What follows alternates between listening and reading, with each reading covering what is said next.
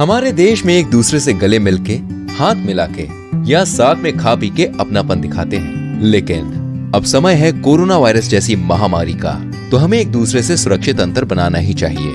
आइए देखते हैं क्यों और कैसे। विकास भैया, कब आए आप शहर से? परसों ही आया हूँ छुटकी। वो कोरोना वायरस की वजह से हमारी फैक्ट्री कुछ दिनों के लिए बंद कर दी गई है। बैठे बैठे शहर में अकेला क्या करता, इसलिए गांव लौट आया। कल ही चाचा जी से मिलने गया था, सोचा आज तुमसे मिल लूं। शाम को घर में हो ना? भैया, कोई और समय होता तो मैं खुद ही आपसे मिलने आ जाती, लेकिन ऐसे समय में कोरोना वायरस से बचाव के लिए हम सबको एक दूसरे से दूर रहना पड़ेगा। आपको भी शहर से नहीं आना चाहिए था भैया, लेकिन अब आप आ गए हैं तो घर पर ही रहिए। तुम्हें क्या लगता है मुझे कोरोना वायरस की बीमारी हुई है? अरे नहीं नहीं, बुरा मत मानिए भैया, लेकिन इस समय सावधानी लेना बहुत जरूरी है।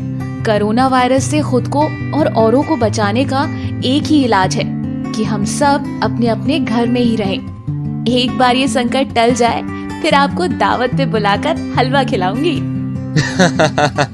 क्यों नहीं, ठीक है बहना, जैसा तुमने कहा मैं घर पे ही रहूंगा।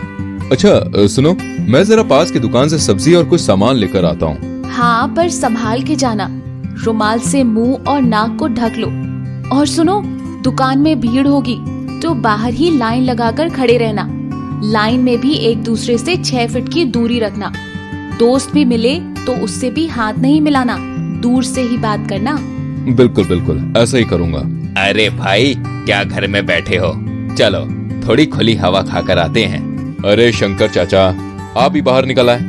पता है ना, कोरोना वायरस से सबसे ज्यादा सावधानी लेने की जरूरत बुजुर्गों, छोटे बच्चों और उन व्यक्तियों को है जिन्हें डायबिटीज, ब्लड प्रेशर, हार्ट या कोई अन्य बड़ी स्वास्थ्य समस्या है। वो तो ठीक है बेटा, लेकिन हम तो सिर्फ चौराहे पर ही जाने वाले हैं। बिल्कुल भी नहीं, हमें घर में ही रहकर एक दूसरे से सुरक्षित दूरी बनानी है। चौराहे पर जाना, दोस्तों से मिलना भी सुरक्षित नहीं है। ये सब करने से कोरोना वायरस तेजी से फैलता है। और हाँ चाचा जी, अगर आपको भी कोई सामान लाना है तो इन्हें कह दीजिए, लेकिन कोरोना वायरस के खत्म होने तक हम सबको घर में ही रहना है।